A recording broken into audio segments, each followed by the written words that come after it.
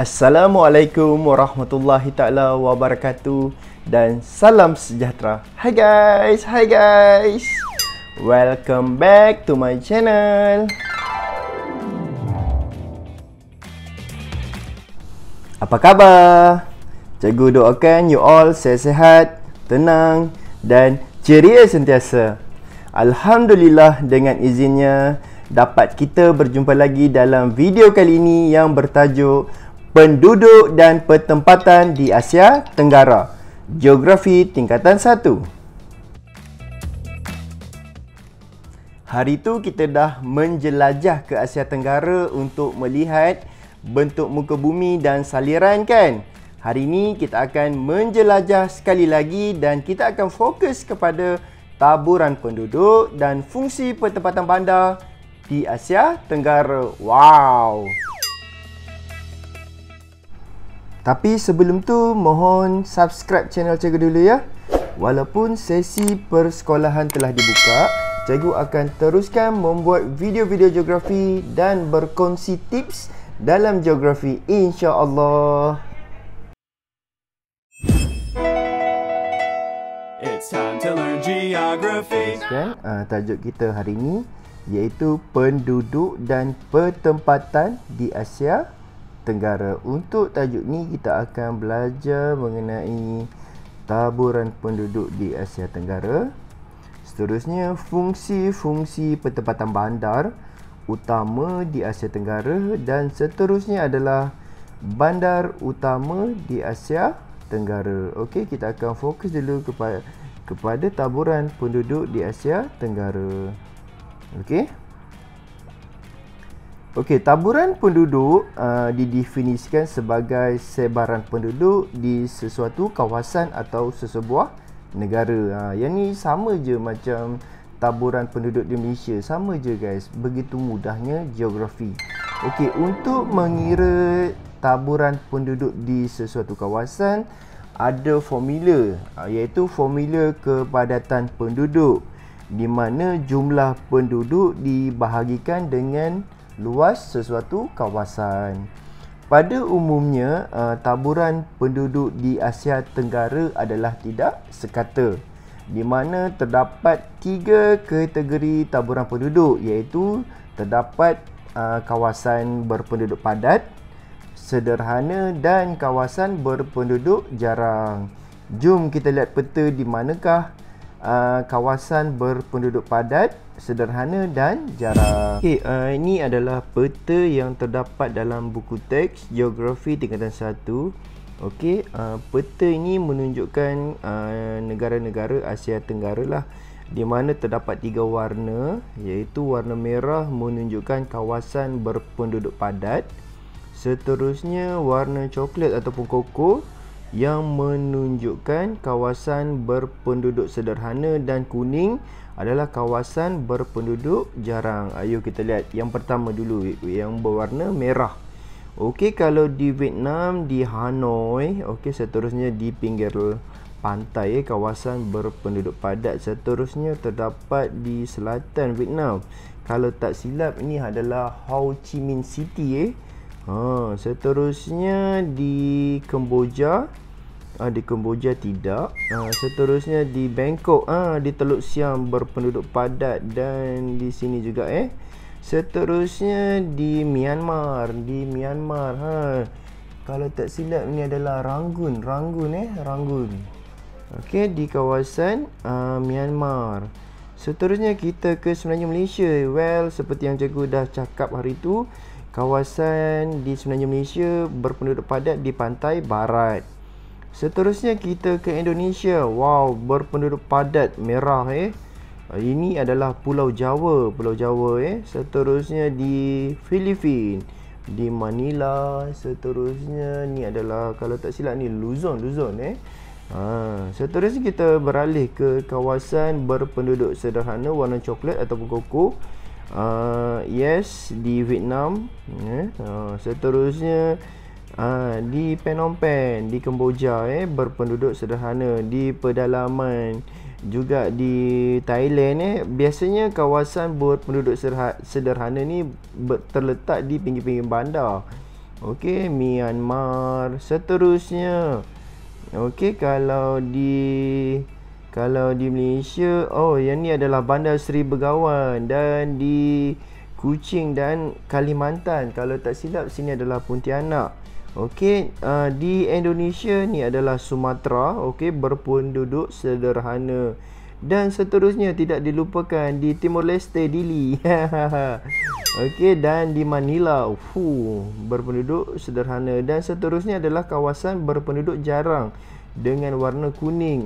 Kawasan jarang ni biasanya berada di pedalaman sebab keadaannya yang bergunung ganang dan berhutan tebal, termasuk di pedalaman semenanjung Malaysia, pedalaman Kalimantan, pedalaman Sabah, Sulawesi juga. Okey, itu adalah taburan penduduk di Asia Tenggara yang terbahagi kepada padat, sederhana dan jarang. Okey guys, dah tengok tentang taburan penduduk di Asia Tenggara. Seterusnya kita akan tengok kepada penduduk Asia Tenggara mengikut data 2016, di mana jumlah penduduk di Asia Tenggara melebihi 640 juta orang. Dan daripada jumlah ini adalah sebanyak 8.6% adalah jumlah penduduk dunia. Mari kita lihat jumlah penduduk di Asia Tenggara. Okey, rajah ini menunjukkan jumlah penduduk mengikut negara di Asia Tenggara. Okey, apakah negara yang paling ramai penduduk? Ya, Indonesia, iaitu 260 juta orang. Seterusnya, wow, Filipina dengan jumlah penduduknya ialah 102 juta. Okey, Vietnam 94 juta penduduk. Seterusnya Thailand 68 juta. Myanmar 54 juta. Malaysia pada 2016 hanya mencatatkan penduduk 30 juta. Seterusnya, di tangga ke-7, Kemboja 15 juta. Laos 6 juta penduduk. Seterusnya Singapura walaupun kecil 5 juta guys. Timor Leste ada 1 juta. Dan yang terakhir adalah Brunei. Penduduknya adalah 428,000. Okey, macam itulah. Ini adalah anggaran penduduk di Asia Tenggara mengikut data pada tahun 2016. Fokus kepada kawasan berpenduduk padat di Asia Tenggara. Daripada peta yang kita rujuk tadi, kawasan berpenduduk padat berada di ibu negara dan bandar-bandar utama di Asia Tenggara. Contohnya kalau Malaysia, Kuala Lumpur, kalau Thailand, Bangkok, kalau Vietnam, Hanoi, dan macam-macam lagi lah. Seterusnya adalah berada di sekitar sungai, kerana di Asia Tenggara sungai adalah jalan perhubungan utama. Contohnya Sungai Mekong, Sungai Irrawaddy, Menam Chao Phraya dan lain-lain lagi lah. Di kawasan delta dan lembah sungai juga mempunyai penduduk yang padat kerana faktor tanahnya yang subur untuk aktiviti pertanian. Tanam apa? Tanam padi kan. Selain daripada aktiviti pertanian, dataran pantai juga mempunyai penduduk padat akibat dari faktor aktiviti perikanan, sama ada perikanan pinggir pantai ataupun perikanan laut dalam kan. Asia Tenggara berada di pentas benua dan ini sangat menggalakkan aktiviti perikanan. Contohnya adalah di pantai barat semenanjung Malaysia, di Pulau Jawa Indonesia dan Bangkok Thailand. Ada banyak contoh lain lah. Okey, seterusnya kita bergerak ke kawasan berpenduduk sederhana, iaitu kawasan yang berada di pinggir-pinggir bandar ataupun kawasan bandar baharu yang baru dibuka. Dapat juga aktiviti pertanian dan ia boleh jadi kawasan pertanian dan aktiviti perikanan. Contohnya di pantai timur semenanjung Malaysia, pantai barat Sumatera Indonesia, pantai Arokan Yoma di Myanmar dan pinggir Sungai Mekong di Vietnam. Itu adalah kawasan berpenduduk sederhana. Dan last sekali adalah kawasan berpenduduk jarang. Seperti yang cikgu cakap tadi, kawasan berpenduduk jarang adalah di kawasan pedalaman, kerana di kawasan pedalaman ini ketersampaiannya yang rendah. Ketersampaian ini merujuk kepada sama ada sesuatu kawasan tu susah atau senang untuk dihubungi. Kalau susah untuk dihubungi, ia adalah ketersampaian yang rendah ataupun ketersampaian yang buruk. Selain itu, kawasan pedalaman juga mempunyai kawasan pergunungan dan banjaran selain daripada kawasan berpaya dan berhutan tebal. Contohnya adalah pedalaman Sabah dan Sarawak di Malaysia, kawasan Paya Sumatera Timur Indonesia dan kawasan banjaran Annam di Vietnam. Okey, seterusnya kita akan fokus kepada fungsi-fungsi pertempatan bandar utama di Asia Tenggara. Okey, antara fungsi pertempatan bandar, yang pertama adalah sebagai ibu negara dan pusat pentadbiran. Untuk fungsi ini, di kawasan tersebut mempunyai bandar utama dan terdapatnya pusat pentadbiran kerajaan bagi negara tersebut. Contohnya kalau di Malaysia, Kuala Lumpur. Okay, boleh jadi juga di Putrajaya. Kalau di Indonesia, Jakarta. Kalau di Thailand, di Bangkok. Seterusnya adalah fungsi perdagangan, di mana terdapat pusat perniagaan, gedung membeli belah dan aktiviti import dan ekspor di bandar utama. Sebagai contoh adalah Bandung dan Surabaya di Indonesia, Johor Bahru Johor dan Orchid Road di Singapura. Okey. Seterusnya adalah pusat pelancongan. Okey, pusat pelancongan. Bandar utama di Asia Tenggara menjadi daya tarikan pelancongan. Pelancong datang setiap tahun untuk melawat dan menikmati panorama bandar setiap negara di Asia Tenggara. Contohnya adalah Kuala Lumpur Malaysia, Bangkok Thailand dan Jakarta Indonesia. Seterusnya adalah fungsi pusat perindustrian. Perindustrian merupakan sektor sekunder yang penting dalam pembangunan ekonomi negara di Asia Tenggara. Bandar utama merupakan pusat perindustrian bagi setiap negara di Asia Tenggara. Sebagai contohnya adalah Manila, Filipina, terkenal dengan industri automotif. Tahu automotif tu apa, guys? Automotif tu adalah membuat kereta. Seterusnya di Manila, Filipina terkenal dengan industri besi dan keluli.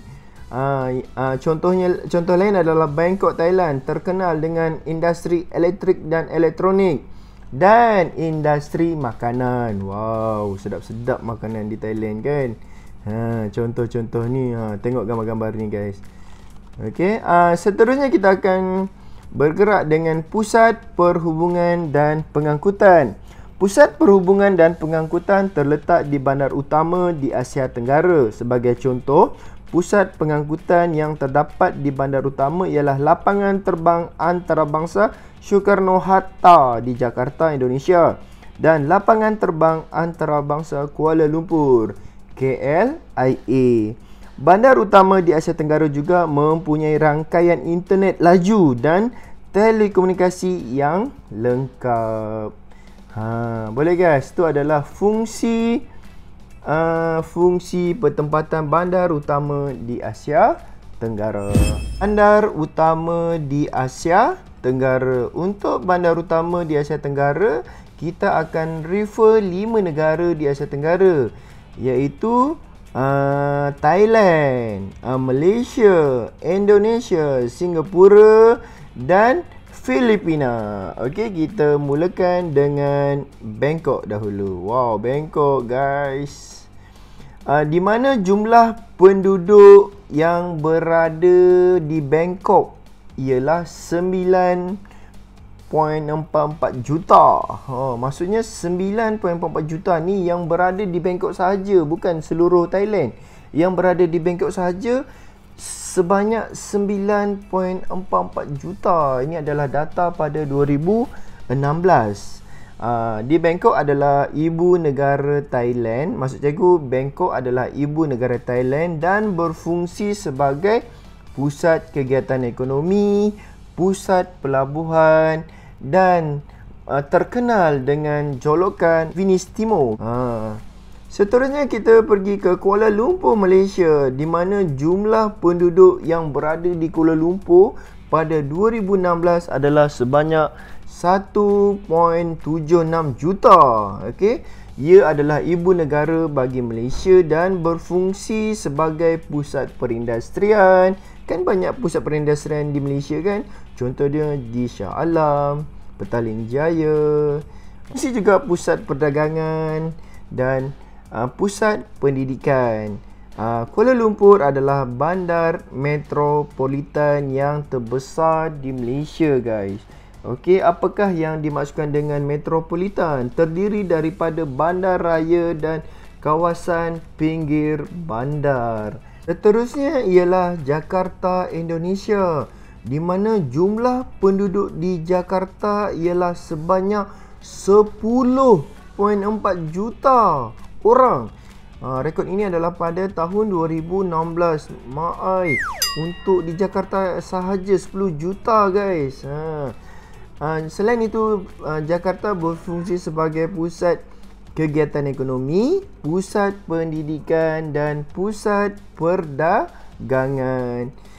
Jakarta juga adalah bandar metropolitan terbesar di Indonesia. Okey, seterusnya adalah yang terakhir. Bukan yang terakhir. Seterusnya adalah Singapura. Jumlah penduduk di Singapura ialah sebanyak 5.7 juta. Okey, di mana Singapura berfungsi sebagai pusat kewangan, pusat perdagangan antarabangsa dan pusat pelabuhan, dan ia adalah terpenting di dunia. Selain itu, Singapura juga adalah bandar metropolitan. Dan yang terakhir adalah Manila, Filipina, di mana jumlah penduduk yang berada di Manila ialah sebanyak 13.1 juta. 13.1 juta. Dan ia adalah ibu negara bagi Filipina. Manila adalah bandar raya kosmopolitan. Apakah yang dimaksudkan dengan kosmopolitan? Kosmopolitan merujuk kepada terdiri daripada orang atau unsur-unsur dari seluruh dunia, bersifat sejagat. Maksudnya di Filipina ni terdapat banyak migran daripada negara-negara lain. Migran ni adalah orang yang datang dan bermastautin di sesuatu kawasan. Boleh, guys?